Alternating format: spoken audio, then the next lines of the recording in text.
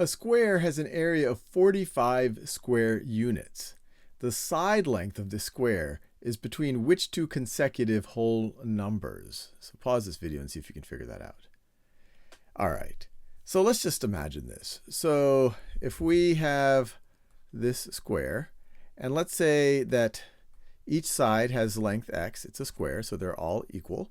The area is going to be x times x, or we could say it's x squared, and it's going to be equal to 45. So let's think about this a little bit. 45 sits between what two perfect squares? If we have, let's see, 3 squared, 4 squared gets us, 3 squared gets us to 9, 4 squared gets us to 16. See, 5 squared gets us to 25, 6 squared gets us to 36. Actually, this is interesting. So we know that 6 squared is equal to 36, and that 7 squared is equal to 49. So x squared is sitting between 6 squared and 7 squared, and actually it's closer to 7 squared. So x is going to sit between 6 and 7.